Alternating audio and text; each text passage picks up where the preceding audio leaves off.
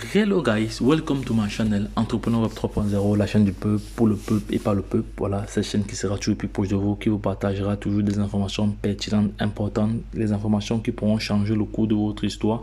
Voilà, en fonction de comment vous analysez les choses. Voilà, sachez qu'ici nous parlons d'entrepreneuriat web, nous parlons de projets crypto, nous parlons de métaverse, nous parlons d'NFT, nous parlons comme ça d'éducation financière, car nous sommes convaincus que c'est l'éducation financière et le savoir qui te feront grandir. Entre temps, nous avons un programme de formation taillé sur mesure en fonction de vos besoins. Vous avez comme ça une formation dédiée à la crypto-monnaie, soit à l'initiation ou pour les personnes qui sont déjà qui ont déjà une certaine connaissance, voilà, en crypto-monnaie, parce que tous les jours on apprend, tous les jours il y a des mises à jour dans ce domaine. C'est un domaine très sensible, voilà, très complexe, voilà, donc il faut avoir des bases, il faut avoir ce qu'on appelle de la compétence pour pouvoir s'aventurer et faire face à ce marché, à cette révolution numérique qui créera certainement trois catégories de personnes. Donc il y aura des milliardaires, des témoins et des millionnaires.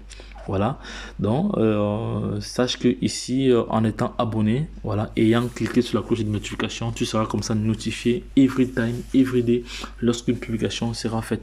Voilà, parce que je te le dis, l'information nie à celui qui ne l'a pas. Qui détient la bonne information détient le pouvoir. Et sachez très bien que sur cette chaîne, vous allez être informé, vous allez être formé, vous allez être comme ça coaché, voilà, pour ceux qui le souhaitent. Voilà, donc n'oubliez pas la formation taillée sur mesure que nous avons mis à disposition. Voilà, donc il suffit juste de prendre contact avec l'équipe. Voilà, nous allons faire le nécessaire. Voilà, nous allons nous attarder sur l'actualité. L'actualité, vous savez qu'actuellement, il y a une crise entre l'Ukraine et la Russie. Voilà, donc, on peut dire actuellement, c'est un climat de guerre entre les deux pays. Entre les deux pays, voilà. Et il faut savoir que l'Union européenne et ses alliés ont exclu la Suisse, ont exclu la Russie, autant pour moi, ont exclu la Russie du système suisse. Voilà, et ici nous allons lire ensemble cette publication. Donc, en Russie, il y a à peu près 300 banques qui utilisent le système Slush, donc pour leurs transactions à l'international. Donc, exclure la Russie de ce système représente une arme atomique, voilà, une arme atomique en matière de finances, puisque les banques russes seraient incapables de faire de faire des transactions à quiconque. Mais sauf que c'est pas terminé, parce que maintenant il y a ce qu'on appelle les crypto-monnaies, il y a ce qu'on appelle les crypto-monnaies actuellement. Voilà, il faut savoir que l'Ukraine et la Russie sont l'un des pays en Europe, bref dans le monde, le plus utilisé des crypto-monnaies. Voilà, ça les gens ne le savent pas. Donc ils ont maintenant ouvert une autre porte. Vous savez, dans la vie, lorsqu'une porte se ferme, une autre porte s'ouvre. Donc je pense que cette guerre, cette crise entre l'Ukraine et la Russie vient comme ça légitimer comme ça l'importance des crypto-monnaies. Voilà.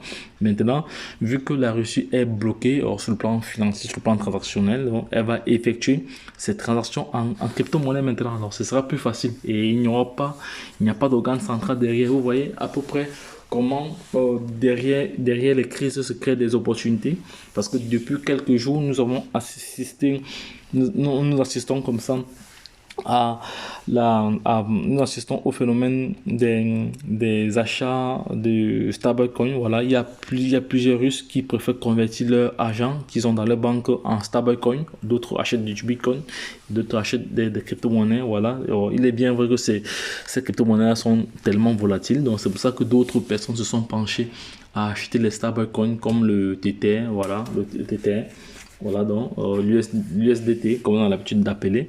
Oui, je tiens encore à rappeler que l'Ukraine détient environ 13% de la capitalisation totale des crypto-monnaies.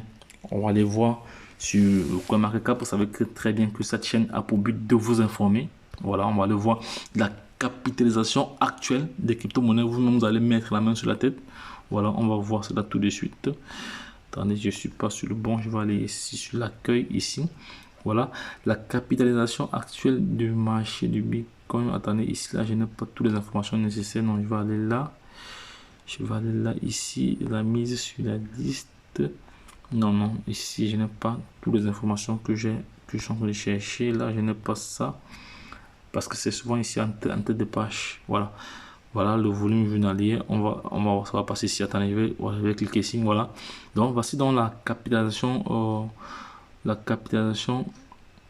totale. Attends, c'est pas ceci. Ça, c'est uniquement de l'Ethereum. Non, non, ça, c'est pas cela. Ça, c'est les indicateurs globaux. Ça, c'est uniquement pour le BTC. Non, c'est pas ça que je veux. Je veux la capitalisation totale des crypto-monnaies qui existent.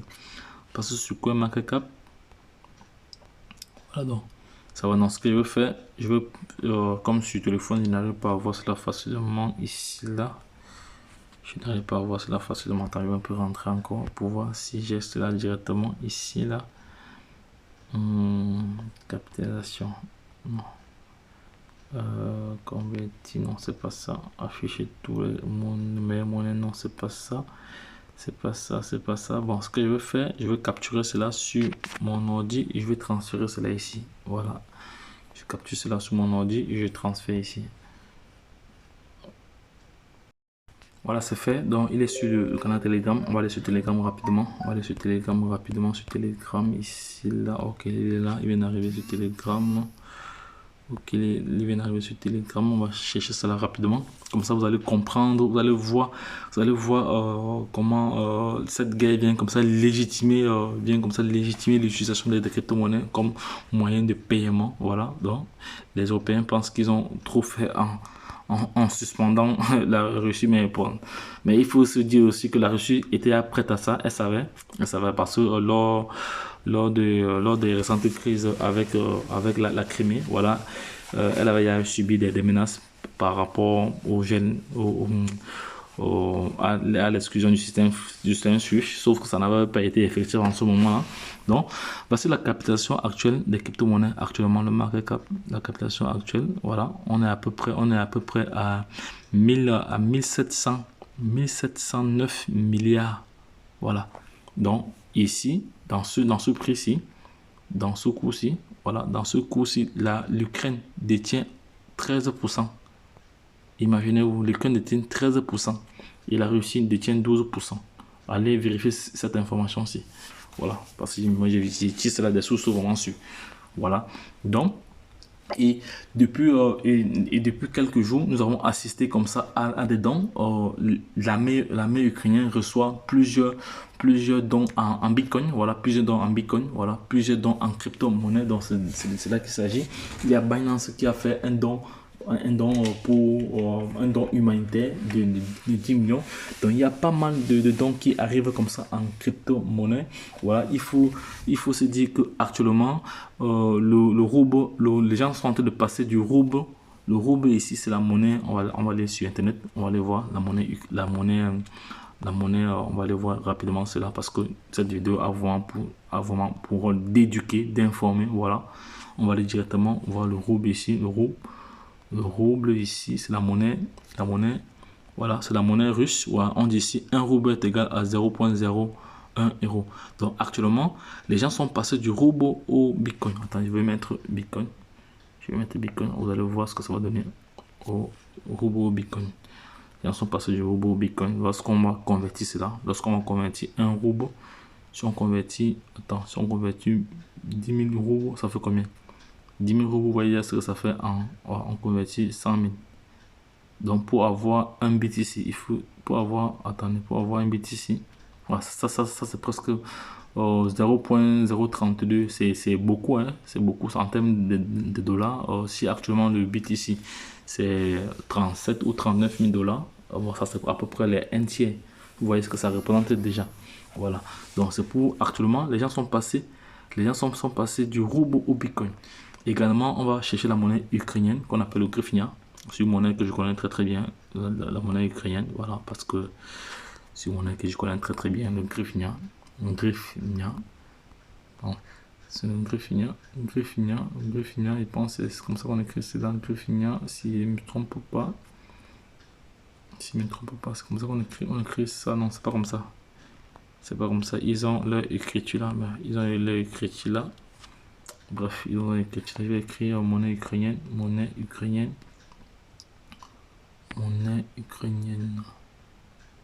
Monnaie ukrainienne.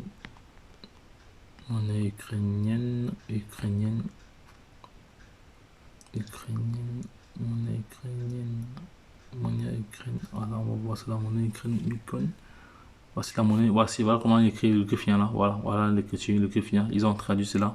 Voilà le griffier. On va voir ici. On va voir ici 10 000 griffiers est égal à combien. Donc le griffier est encore plus faible encore que. Voilà, donc pour avoir un bitcoin, il faut environ 100 000, 1 million de griffiers. Si vous avez 1 million de griffiers, vous avez plus ou moins, vous avez à peu près un bitcoin, hein, parce qu'il reste juste 0,10 pour avoisiner. Donc actuellement, l'Ukraine détient en termes de capitalisation ici, comme j'ai dit tantôt, voilà, sur les 1709 milliards de dollars. Donc l'Ukraine à elle se détient 13%, très très loin devant le Kenya, parce que le Kenya en Afrique c'est l'un des pays où c'est l'un des pays comme le Niger, le Ghana où on utilise le plus de crypto-monnaies. Donc c'est là qu'il s'agit. Donc les gars, c'était juste pour vous informer que la crypto-monnaie est en train de se légitimer d'une manière ou d'une autre. Voilà, voilà. Parce qu'il est bien vrai que la Banque nationale russe avait interdit l'utilisation de crypto-monnaies, mais le gouvernement a fait volte-face, ils ont barré cela, voilà, parce qu'ils savaient que ça devait arriver, qu'il devait être, sur le plan financier, être bloqué par l'Union européenne et ses alliés. C'est de cela qu'il s'agit. Donc, si j'ai des informations manquantes, bon, de toute façon, j'ai pas d'informations manquantes ici parce que les informations que je partage ici viennent des sources très très sûres. Voilà, donc, viennent des sources très très sûres.